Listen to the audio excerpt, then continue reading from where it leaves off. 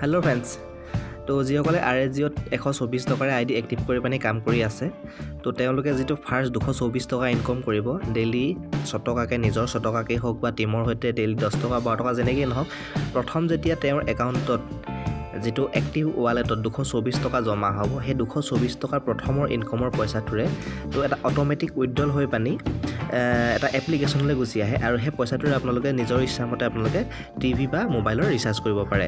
তো ফ্ৰেণ্ডছ, আজি মই এই ভিডিঅ'টোত আপোনালোকক দেখাম যে যিসকলে এক্টিভ কৰি পানি কাম কৰি আছে, তেওঁলোকে যেতিয়া 224 টকা ফাৰ্ষ্ট ইনকম কৰিব, সেই পইচাটো তেওঁলোকে কেনেকৈ ধৰণে ব্যৱহাৰ কৰিব পাৰিব।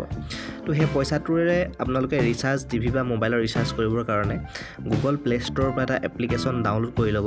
যিটো এপ্লিকেশ্যন আপুনি গুগলত প্লে ষ্ট'ৰত চাৰ্চ কৰিব RSG Pay, ঠিক আছে। মই এইটো দেখিছে আপোনালোকে RSG Pay এই এপ্লিকেশ্যনটো আপোনালোকে প্লে ষ্ট'ৰৰ পৰা ডাউনলোড কৰিব আৰু ডাউনলোড কৰাৰ পিছত ইনষ্টল কৰি ল'ব।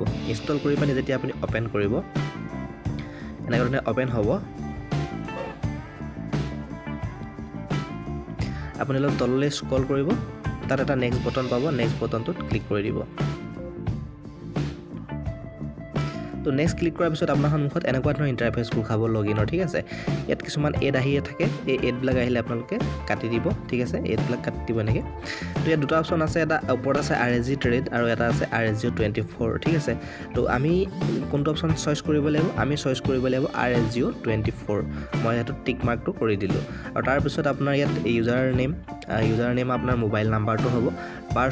পাছৱৰ্ড আপোনাৰ সেই ছেইম পাছৱৰ্ডেই হ'ব, যিটো পাছৱৰ্ড আপোনাৰ RSG 24 এপ্লিকেশ্যনটো আছে, একেটা পাছৱৰ্ডে আপুনি ইয়াত ব্যৱহাৰ কৰিব পাৰিব। তাৰপাছত আপুনি লগইনত ক্লিক কৰিব। তো লগইনত ক্লিক কৰাৰ পিছত আপোনাৰ সন্মুখত এনেকৈ এপ্লিকেশ্যনটো লগইন হৈ যাব। তো ফ্ৰেণ্ডছ, আপোনালোকে ৰাইট চাইডে ওপৰত দেখা পাইছে যে মোৰ এটা ৰিচাৰ্জ ৱালেট লিখা আছে আৰু সেই ৰিচাৰ্জ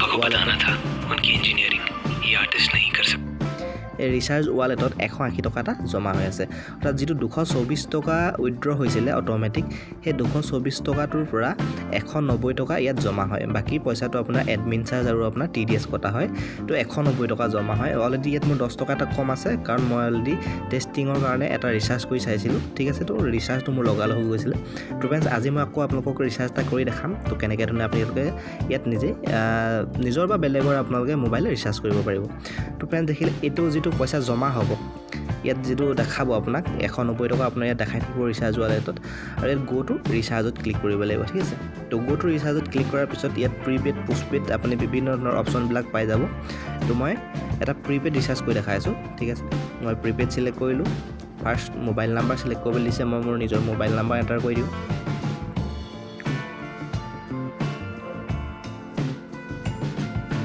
তো মোবাইল নাম্বাৰ দিলোঁ। অপাৰেটৰ ছিলেক্ট কৰিবলৈ দিছে, মোৰ এয়াৰটেল হয়। এমাউণ্ট ছিলেক্ট কৰিবলৈ দিছে। মোৰ ৰিচাৰ্জৰ প্ৰয়োজন নাই, মই জাষ্ট আপোনালোকক দেখাবৰ বাবে কৰি আছোঁ। তো মই জাষ্ট 10 টকা এটা ৰিচাৰ্জ কৰি দেখাইছোঁ, যিখন চিম মোৰ এই মোবাইলটোতে সোমাই আছে। তো ৰিচাৰ্জ লগালগ কেনেকৈ হয়, কাৰণ বহুতে বিশ্বাস নকৰে এইবিলাক, ঠিক আছে। অনলাইন ইনকম বুলি ক'লে মেক্সিমামৰ বিশ্বাস নহয়।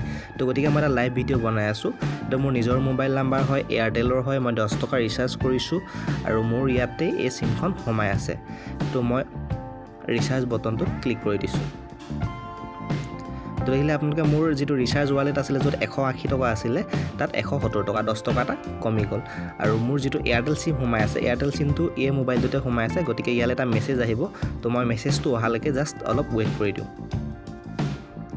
তো মই এয়াৰটেল চিমখনত এয়াৰটেলৰ ফালৰ পৰা মোৰ মেছেজ আহিব, মই অহালৈকে জাষ্ট অকণমান ৱেইট কৰি দিছোঁ, যাতে আপোনালোকৰ বিশ্বাস হয়। আপোনালোকৰ বুলি নহয়, আচলতে যিসকল নতুনকৈ আহে কাম কৰিবৰ কাৰণে, তো তেওঁলোকে বিশ্বাস নকৰে আচলতে। তো মেছেজটো অলৰেডি আহি গৈছে, ঠিক আছে। তো মই মেছেজটো আপোনালোকক অ'পেন কৰি দেখাইছোঁ। তো এইটো চাওক, ৰিচাৰ্জ, ঠিক আছে। তো ৰিচাৰ্জ 10 টকা মই ৰিচাৰ্জ কৰিছিলোঁ। মোৰ একাউণ্টত অলৰেডি পইচা আছিলে, মই জাষ্ট আপোনালোকক দেখাবৰ বাবে ৰিচাৰ্জ কৰিলোঁ। কালিও মই 10 টকা ৰিচাৰ্জ কৰিছোঁ, ওপৰত আপোনালোকে মেছেজটো দেখা পাইছে, ঠিক আছে। কালিও মই ৰিচাৰ্জ কৰিছিলোঁ, এইটো মোবাইলতে 10 টকা ৰিচাৰ্জ কৰি চাইছিলোঁ মই ৰাতিপুৱাই 1:13 বজাত, যেতিয়া মোৰ পইচাটো জমা হোৱাৰ পাছত, ঠিক আছে। তো ফ্ৰেণ্ডছ, দেখা পালে আপোনালোকে যে এপ্লিকেশ্যনটোৰ যোগেদি আপোনালোকে কেনেকৈ ধৰণে নিজৰ মোবাইল বা আনৰ মোবাইল নাম্বাৰ ৰিচাৰ্জ কৰিব পাৰে। আৰু ইয়াত লগতে DTS ৰিচাৰ্জ কৰিব পৰা অপশ্যনটো আছে, ঠিক আছে। আৰু বাকী ইয়াত বহুত ছাৰ্ভিচ এড কৰি থোৱা আছে, যেনেকৈ ধৰি লওক পোষ্টপেইড বিল, বৰ্তমানলৈকে এইটো সেৱা উপলব্ধ নাই। ইয়াত লেণ্ডলাইন বিলৰ অপশ্যন আছে। তো লেণ্ডলাইন বিলতো আপোনাৰ বৰ্তমানলৈকে এইটো ফেচিলিটি ইয়াত উপলব্ধ হৈ থকা নাই।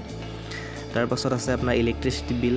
তো কোম্পানীৰ NDA কোৱা মতে খুব সোনকালে এইবিলাক ফেচিলিটি ইয়াত উপলব্ধ কৰা হ'ব ইঞ্চুৰেঞ্চৰ প্ৰিমিয়াম দিব পাৰিব হোটেল বুকিং কৰিব পাৰিব বাছ বুকিং কৰিব পাৰিব ফ্লাইটৰ টিকেট বুকিং কৰিব পাৰিব এই যিটো ৰিচাৰ্জ ৱালেট হয় এইটো একচুৱেলি ইউটিলিটি বিল বুলি কয় এইখিনি ইউটিলিটি ছাৰ্ভিচৰ কাৰণে আপুনি ইয়াত ব্যৱহাৰ কৰিব পাৰিব তো ফ্ৰেণ্ডছ যদি আপোনালোকে ভিডিঅ'টো চাই ভাল লাগিছে তেতিয়াহ'লে আপোনালোকে ভিডিঅ'টো লাইক কৰিব আৰু মোৰ চেনেলটো ছাবস্ক্ৰাইব কৰক আৰু কাষত থকা বেল আইকনটোত ক্লিক কৰি অল নটিফিকেশ্যনটো অন কৰি লওক যাতে মই আপলোড কৰা RSGৰ ৰিলেটেড যিকোনো ধৰণৰ ভিডিঅ' আপোনালোকে পাই থাকে নটিফিকেশ্যন পাই থাকে তো লগতে ফ্ৰেণ্ডছ মই আপোনালোকক আকৌ এটা ৰিকুৱেষ্ট কৰিম যে যিসকল নতুন আপোনালোকৰ ডাউনলাইন আপোনালোকৰ টিমত জড়িত হৈছে বা যিসকলে এতিয়ালৈকে ID এক্টিভ কৰি লোৱা নাই তো তেওঁলোকক আপোনালোকে এই ভিডিঅ'টো ফৰৱাৰ্ড কৰক আৰু ভিডিঅ'টো তেওঁলোকক চাবলৈ কওক কাৰণ তেওঁলোকৰ এটা বিলিভ হওক যাতে তেওঁলোকৰ 124 টকা পইচাটো এনেই নাযায় তেওঁলোকে সেইটোৰ পৰা ইয়াত ইনকম কৰিব পাৰিব আৰু সেই ইনকমৰ পইচাৰে তেওঁ ৰিচাৰ্জ কৰিব পাৰিব তো ঠিক আছে বন্ধুসকল তো ভিডিঅ'টো ইমানখিনিয়ে